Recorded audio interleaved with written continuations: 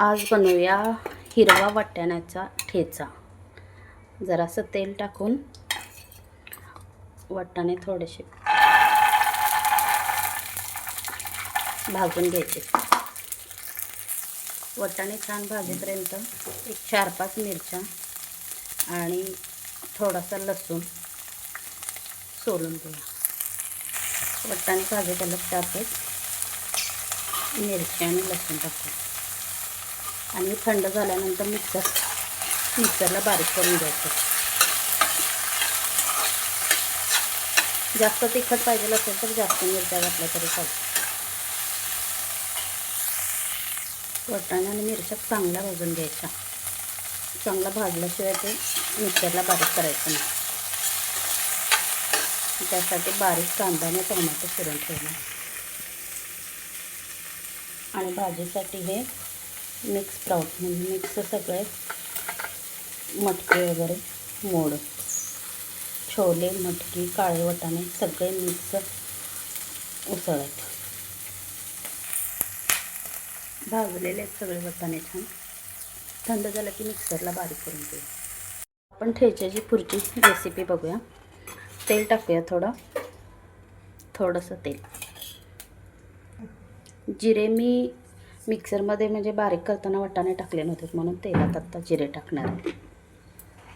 मगाशी मोठा कांदा चिरलेला होता ना, त्यामुळे तो मी मटकी घातला आणि आता हा एकदम बारीक कांदा आणि बारीक टोमॅटो चिरला आपलं हिरवे वाटाण्याच्या ठेच्यासाठी। जिरे भाजल्यानंतर कांदा आणि टोमॅटो चांगला भाजून घ्यायचा। कांदा टोमॅटो चांगला भाजून घ्यायचा। तुम्हाला यात कढीपत्ता पाहिजे असला तरी पण टाकू शकता।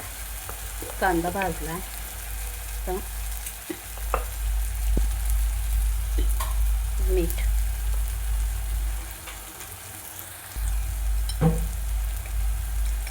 हळद थोडीशी,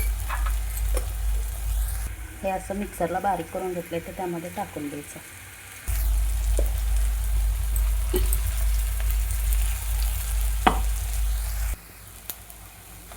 चांगला असं मिक्स करून घ्यायचं आणि टोमॅटो का टाकायचा, कांदा टोमॅटो, कारण मिरच्या डायरेक्ट जर आपण ठेच्यात टाकलेलं असतं ते पोट खराब होण्याची शक्यता असते।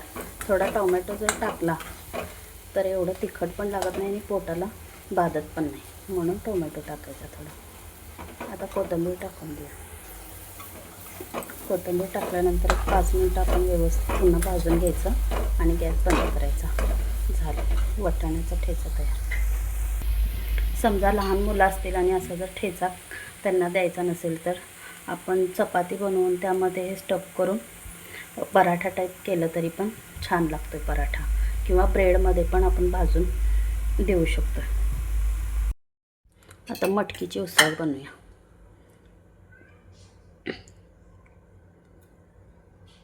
तेल टाकलं, तेल गरम झालेलं लसूण टाकूया, जिरे टाकूया आणि कांदा टोमॅटो,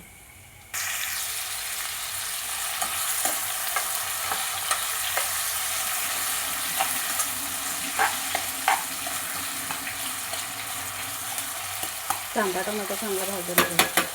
मी उसळ सगळे गरम पाण्यातून शिजवून घेतलं ते। कांदा भाजला, हळद टाकूया थोडीशी,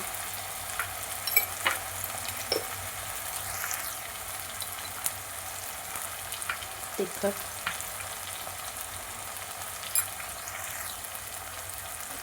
आणि हा काळा मसाला।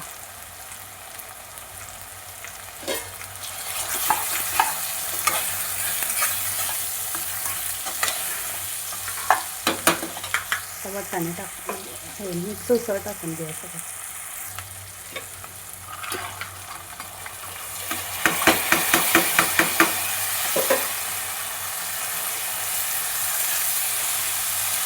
उसळ सगळे मी गरम पाण्यातून काढून घेतले, म्हणजे गरम पाण्यात चांगलं शिजवून घेतलेलं, त्यामुळे जास्त पाणी नाही टाकायची गरज, असं फडफडीत करायचं आणि कोथिंबीर टाकायचं। कोथिंबीर टाकूया। झालं मिक्स उसळ तयार. जास्त मसाला वगैरे आमटी करायची असेल तर खोबरं, कोथिंबीर, आलं, लसूण टाकून मसाला करायचा आणि आमटी बनवायची. आणि जर अशीच भाजी बनवायची तर अशी सिंपल भाजी बनवायची. झाली भाजी तयार.